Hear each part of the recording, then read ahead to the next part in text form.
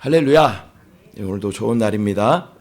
이 시간 함께 나누실 말씀은 열왕기하 6장 1절부터 7절까지의 말씀입니다. 열왕기하 1절부터 7절까지의 말씀을 함께 합독하도록 하겠습니다.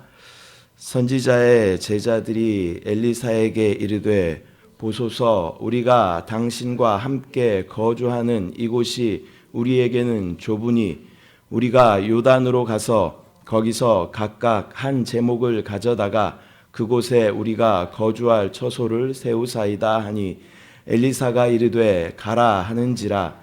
그 하나가 이르되 청하건대 당신도 종들과 함께 하소서 하니, 엘리사가 이르되 내가 가리라 하고 드디어 그들과 함께 가니라. 무리가 요단에 이르러 나무를 베더니 한 사람이 나무를 벨 때에 쇠도끼가 물에 떨어진지라. 이에 외쳐 이르되 내 주여, 이는 빌려온 것이니이다 하니, 하나님의 사람이 이르되 어디 빠졌느냐 하매 그곳을 보이는지라.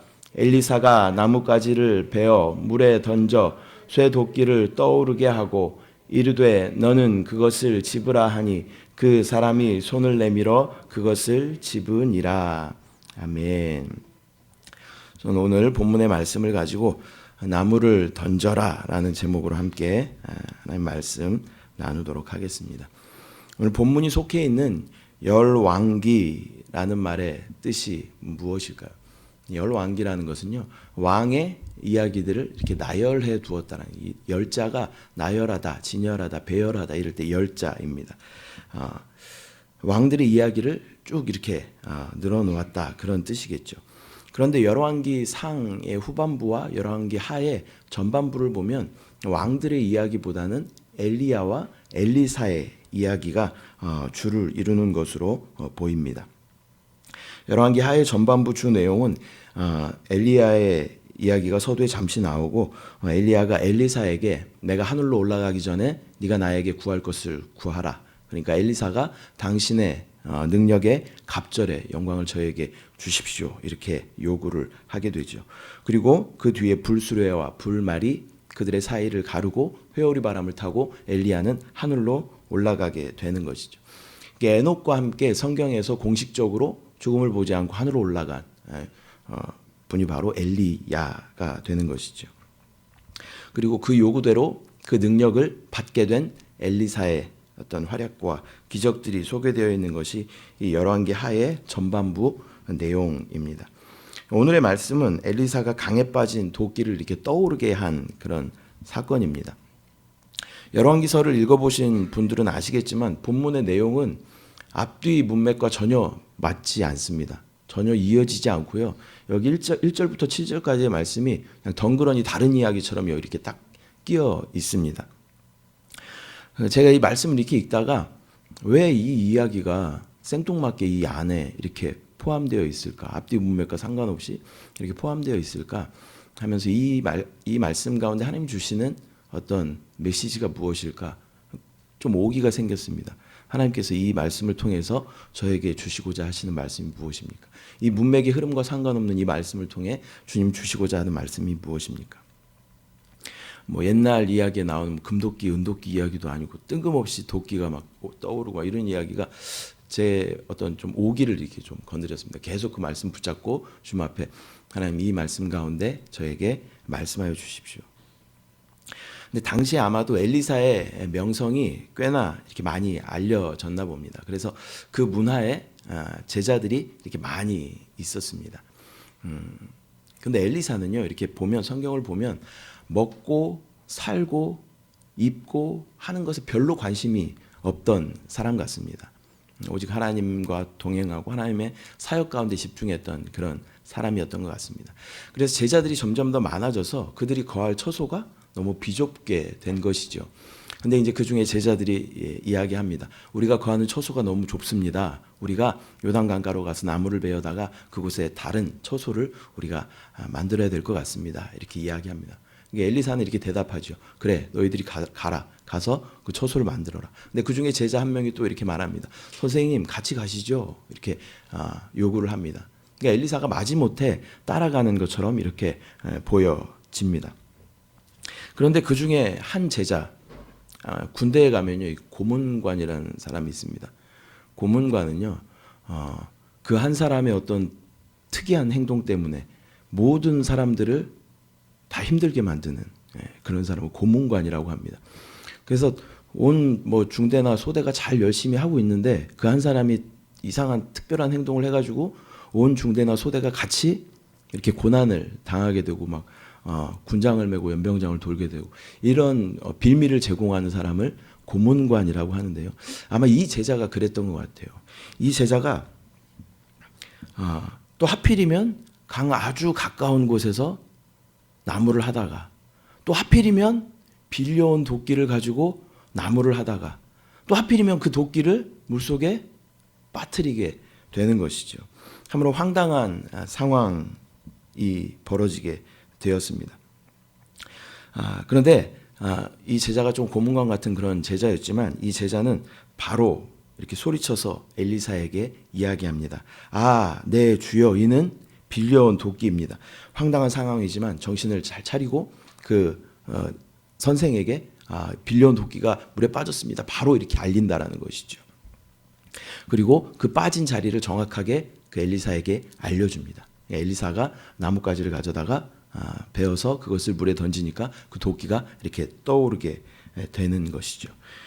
5절에 보면 외쳐 이르되라고 기록하고 있습니다.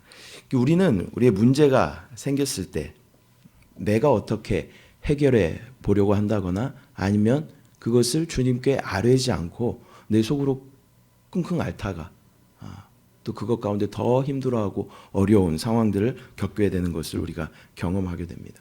우리 가운데 문제가 생겼을 때 우리는 외쳐 이르되 주님께 이것을 아뢰야 할 줄 믿습니다. 또 제자는 그 빠진 곳에 정확하게 어디에 빠졌다라고 엘리사에게 말해 주었죠. 우리도 마찬가지입니다. 우리의 어떠한 것들 주님의 우리의 기도의 제목을 아시죠. 이렇게 기도하는 것도 물론 나쁘지 않지만 우리의 어떤 구하는 어떤 정확한 목적을 주님 앞에 상세하게 아뢰일 필요가 있다라는 것입니다. 정확하게 그것을 아뢰일 필요가 있다라는 것입니다. 나의 간구를 주님 앞에 그렇게 정확하게 또 바로 아뢰일 때에 하나님께서는 우리 가운데 기적을 베풀어 주시는 줄 믿습니다. 이 쇠도끼가 물에서 떠오른다는 것 자체가 굉장한 기적이겠죠. 그러나 우리의 기도가 응답된다는 것은 더 놀라운 기적인 줄 믿습니다. 이것이 본문에 나오는 1절에서 7절까지의 그 내용의 전부입니다. 성경을 여러 번 읽어본 분들도 성경 이런 내용이 있었나 하시는 분들도 아마 있을 거예요. 오늘 처음 아마 이 내용을 들으신 분들도 아마 있을 것입니다. 그래서 계속 이 말씀을 한번 묵상해 봤습니다. 근데 이 빠진 도끼에 초점을 맞추면서 말씀을 계속 묵상했더니 별로 이렇게 하나님의 음성 듣기가 쉽지 않았습니다. 그래서 던져진 나뭇가지에 다시 시선을 돌려서 한번 계속 묵상해 봤습니다. 던져진 나뭇가지 했더니 생각나는 또 성경의 구절들이 있었습니다. 던져진 나뭇가지가 또 어디에 나올까요? 출애굽기에 모세가 나무를 던지지요. 어디서 던져요? 마라라는 곳에서 던지 마라. 이스라엘 백성들이 출애굽한 후에 목이 굉장히 말라 있는 상태였어요. 근데 여기 보니까 물이 있어요, 물이. 근데 가서 물을 마셨더니 그 물이 어떤 쓴 물이었죠, 쓴 물. 이 마라라는 말 자체가 쓰다, 쓴 물 이런 의미를 가지고 있어요. 그래서 또 원망을 하죠. 야, 이게 우리가 여기서 목말라 죽게 생겼다, 굶어 죽게 생겼다. 그리고 모세를 막 원망하죠. 모세가 한 나뭇가지를 지목하고 그곳에 던졌더니 그 물이 쓴 물이 단물이 되어서 백성들이 이렇게 먹게 된 사건을 우리가 알고 있습니다. 오늘 본문에서도 엘리사는 하나님께서 주신 능력으로 나뭇가지를 그곳에 던졌더니 그 빠졌던 도끼가 이렇게 떠오르게 된 사건이죠. 많은 신학자들이 구약의 엘리야는 침례 요한을 예표한다라고 말합니다. 그리고 엘리사는 예수 그리스도를 예표한다라고 말합니다. 신약 성경에서도 던져진 나무의 사건이 있습니다. 그 사건은 바로 예수 그리스도의 십자가 사건인 줄 믿습니다. 예수 그리스도를 예표하는 엘리사가 던졌던 나무를 우리는 예수 그리스도의 십자가로 생각해 볼 수 있겠습니다. 우리는 우리의 무거운 죄 때문에 영원히 죽을 수밖에 없는 그런 존재였습니다. 영원히 가라앉을 수밖에 없는 그러한 존재였습니다. 그 무거운 도끼처럼, 쇠 도끼처럼 영원히 가라앉을 수밖에 없었던 그러한 존재가 바로 저와 여러분들인 줄 믿습니다. 그런데 예수 그리스도의 그 십자가의 보혈의 능력으로, 십자가의 단번에 죽으심으로 우리 가운데 그 영원한 죄사함과 우리 가운데 구원을 허락하여 주신 줄 믿습니다. 그 던져진 십자가 때문에 우리가 부활의 능력을 체험하게 되는 줄 믿습니다. 죽을 수밖에 없었던 우리였지만 예수 그리스도께서 그 십자가를 던지심으로 우리가 그 죽음 가운데 부활하여 지금도 부활의 능력을 소유하고 누리게 되는 줄 믿습니다. 에베소서 2장 12절 16절 말씀을 제가 읽어드리겠습니다. 그때 너희는 그리스도 밖에 있었고 이스라엘 나라 밖의 사람이라. 약속의 언약들에 대하여는 외인이요 세상에서 소망이 없고 하나님도 없는 자이더니 이제는 전에 멀리 있던 너희가 그리스도 예수 안에서 그리스도의 피로 가까워졌느니라. 그는 우리의 화평이신지라. 둘로 하나를 만드사 원수된 것 곧 중간에 막힌 담을 자기 육체로 허시고 법조문으로 된 계명의 율법을 폐하셨으니 이는 이 둘로 자기 안에서 한 세 사람을 지어 화평하게 하시고 또 십자가로 이 둘을 한 몸으로 하나님과 화목하게 하려 하심이라. 원수된 것을 십자가로 소멸하시고.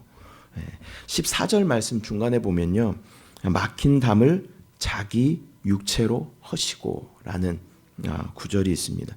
저는 이 말씀을 이렇게 읽을 때마다 막힌 담을 그 육체로 친히 허시고 이런 이미지를 한번 상상을 해봅니다. 하나님과 사람이 영원히 함께할 수 없는 그 가운데 넓고 높은 담이 이렇게 처지게 된 것이죠. 우리의 죄로 말미암아 도저히 하나님께로 돌아갈 수 없는 넓고 높은 담이 하나님과 우리 사이에 딱 막혀지게 된 것이죠. 근데 그 육체로 예수 그리스도께서 자기의 육체로 그 담을 친히 허시고라고 말씀하십니다. 이런 이미지를 한번 상상해 보셔요. 어떤 담이 이렇게 있는데, 벽이 이렇게 있는데 한 사람이 그 담을 헐기 위해서 자기의 몸이 부서지든 뭐 피가 나든 뭐 죽든 상관없이 계속 그 담을 부딪히는 거예요. 몸으로 계속 부딪히는 거예요. 그 담이 무너질 때까지. 자기의 몸은 뭐 망가지고 다치고 찢어지고 상하는 것에 상관없이 오직 그 사람의 유일한 목적은 그 담을 허는 것이. 자기의 고통과 상관없이 그 담을 헐기 위하여 우리 가운데 오신 분이 바로 예수 그리스도이신 줄 믿습니다. 그분의 십자가가 던져짐으로 인하여서 우리는 영원히 하나님과 함께할 수 없었던 존재였던 우리가 하나님과 화목하게 된 줄 믿습니다. 예수님께서 십자가 위에서 하신 마지막 말씀이 있으시죠. 그것은 다 이루었다라는 말씀입니다. 다 이루었다라는 원어의 의미를 살펴보면 다 지불했다, 다 갚았다라는 의미를 가지고 있습니다. 값을 다 완납했다라는 그런 의미를 가지고 있다라는 것입니다. 예수님께서 그 생명을 주시면서 내가 다 갚았다라는 것은 다 그 값을 지불했다라는 것이, 돈을 냈다라는 의미 똑같죠. 만약에 돈을 슈퍼에 가서 두부 2,000원짜리를 사요. 그러면 내가 2,000원을 슈퍼에 내지요. 그럼 이 두부는 얼마짜리예요? 2,000원짜리예요. 근데 예수님께서 우리를 사시기 위해 예수님을 주셨어요. 그럼 우리는 얼마짜리예요? 예수님짜리죠. 예수님짜리. 우리 모두는 예수님 짜리인 줄 믿습니다. 예수님이 우리를 사시기 위해서 예수님 통째로 주셨어요. 통째로. 그렇게 우리를 사신 바 된 우리가 된 줄 믿습니다. 고린도후서 4장 7절 보면요, 우리가 이 보배를 질그릇에 가졌으니 이는 심히 큰 능력은 하나님께 있고 우리에게 있지 아니함을 알게 하려 함이라. 우리를 질그릇의 본문에서는 비유하고 있습니다. 질그릇. 지금으로 말하면요, 질그릇은 당시에 어떤 시장에서 어떤 물건을 살 때 뭐 고기나 뭐 생선 뭐 이런 야채 같은 것을 담아주는 그런 그릇이었어요. 왜 비닐봉지에 담아주지? 그 당시엔 비닐봉지가 없었습니다. 그럼 지금으로 이야기하면 이 질그릇은 뭐예요? 비닐봉지. 예. 겉으로 봤을 때는요, 똑같은 비닐봉지죠. 비닐봉지. 근데 그 안에 무엇이 담겼느냐에 따라서 이 비닐봉지의 가치는 많이 달라집니다. 콩나물 1,000원어치가 담겨 있으면 이 비닐봉지의 가치는 얼마예요? 1,000원이죠. 근데 5만 원권 100장이 이 비닐봉지에 담겨 있으면 이 비닐봉지는 얼마짜리예요? 굉장히 어렵죠. 네, 500만 원입니다. 500만 원. 5만 원권 100장이면 500만 원입니다. 네. 500만 원의 가치가 있는 것이죠. 겉으로 봤을 때는 비닐봉지예요. 똑같은 비닐봉지지만 그 안에 무엇이 담겼느냐가 중요하다는 것이죠. 우리는 똑같은 질그릇 같은 존재였지만 그분이 우리를 그 생명을 주고 사시고 우리 안에 오심으로 말미암아 우리는 그분의 가치가 되었다라는 것입니다. 우리 안에 보배 되신 그분이 담겼기 때문에 질그릇 같았던 우리였지만 우리는 보배의 생명으로 살아가게 되는 줄 믿습니다. 예수 그리스도께서 저와 여러분을 그렇게 사랑하십니다. 우리 안에 오시기 위하여서 그 생명을 주시기까지 사랑하시는 줄 믿습니다. 그 십자가를 던져서 그 몸이 깨어지는 것을 상관하지 않고 우리를 사신 예수 그리스도께서 우리 안에 충만하신 줄 믿습니다. 도끼 얘기로 시작했는데 콩나물 얘기로 끝난 것 같은데요. 다시 본문으로 돌아가서요. 6절 말씀을 보면요. 6절에서 하나님의 사람이 이르되라는 구절이 있습니다. 하나님의 사람이 이르되.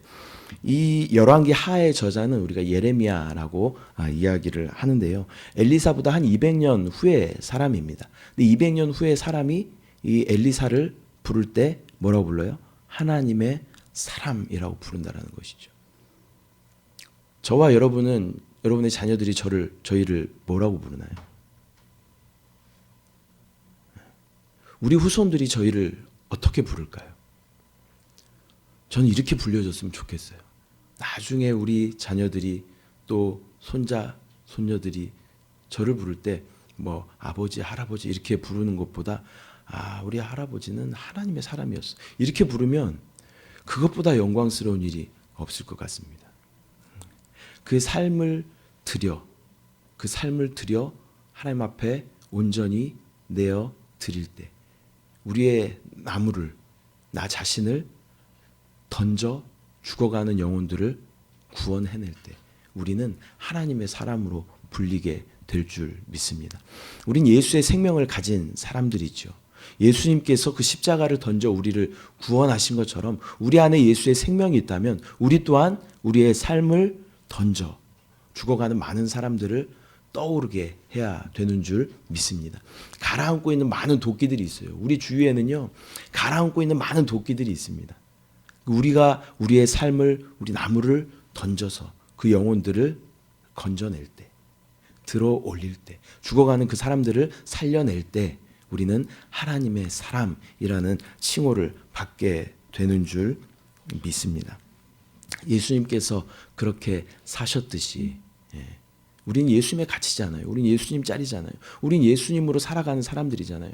예수님께서 그렇게 사셨던 것처럼 우리 또한 우리의 삶을 던져서 많은 죽어가는 영혼들을 구하는 저와 여러분 되시기를 소망합니다. 기도하겠습니다. 사랑의 주님, 은혜와 사랑을 감사드립니다. 오늘 열왕기 하의 말씀을 가지고 또 우리 주위에 죽어가는 많은 영혼들 예수 그리스도께서 그 십자가를 던지심으로 우리를 구원하신 것처럼 그 은혜에 빚진 자들의 마음으로 주님 우리 가운데 허락하신 것들 또 우리 가운데 맡겨주신 귀한 영혼들을 주님 앞에 올려드릴 수 있는 우리 모두 되게 하여 주시옵소서. 우리의 삶을 주님 앞에 올려드립니다. 또 우리 안에 질그릇된 우리 안에 예수 그리스도의 생명이 있음을 믿음으로 바라봅니다. 나의 생명으로 살아가는 것이 아니라 우리 안에 놀라운 예수 그리스도의 생명으로 살아내는 우리의 삶 되게 하여 주시옵소서. 오늘 하루도 승리하도록 주여 역사하여 주시옵소서. 함께 하신 주님을 찬양합니다. 주님을 사랑합니다. 감사드리고 예수님의 이름으로 기도드립니다. 아멘.